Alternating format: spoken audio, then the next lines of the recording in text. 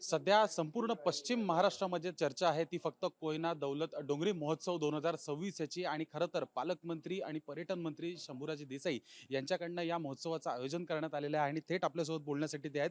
खरं तर चोख नियोजन तुम्ही केलेलं आहे आणि अक्षरशः बघायला गेलं तर 1.5 लाखांपेक्षा जास्त पश्चिम महाराष्ट्रातली लोक या ठिकाणी आलेली आहेत. कसा महोत्सव सुरू आहे आणि आजचा दिवस कसा असणार आहे? आज समारोपाचा दिवस आहे कोयना दौलत डोंगरी महोत्सवाचा.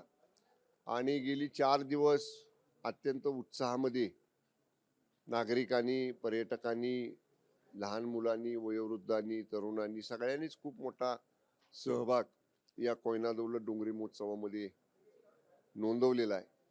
या ठिकाणी कृषी, पशुपक्षी, महिलांच्या बचत गटांची विक्री स्टॉल, खाद्य जत्रा, बालमेला, पॅराग्लायडिंग, बोटिंग, घोडसवारी, उंटसवारी, बग्गी राईड अशा वेगवेगळ्या प्रकारच्या बाबी या ठिकाणी लोकांना पाहायला मिळाल्या, अनुभवायला मिळाल्या. खरं तर आपल्याकडे पर्यटन विभाग आलेला आहे. पर्यटन म्हटलं की लोक कोकणात जायला पसंत करतात, समुद्रावर किंवा डोंगरांवर. डोंगरी महोत्सव म्हणजे वाड्यांच्या वस्तीला जवळ हे असलेलं डोंगरी महोत्सव सुरू आहे.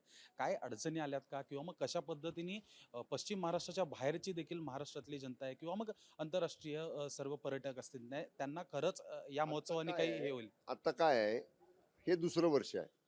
आता तरी आमच्या जिल्ह्यातली लोक सगळी आली, शेजारी सांगली जिल्ह्यातली इकडची काही लोक आली बघायला, अनुभव घ्यायला. आता हळूहळू जसं जसं ह्याची पब्लिसिटी होत जाईल, माउथ पब्लिसिटी जशी होईल, बाबा काय चांगल्या गोष्टी इथं आहेत, काय चांगल्या गोष्टी पाहायला मिळतात, त्यामुळं आता म्हणूनच मी मगाशी जसं चर्चा करताना सांगितलं, आम्हाला ब्रँडिंग करायचं आहे.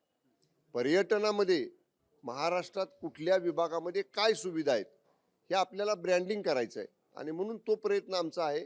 आणि नक्की मी तुम्हाला सांगतो, वर्षभराच्या कालावधीमध्ये अत्यंत चांगलं ब्रँडिंग सुद्धा होईल.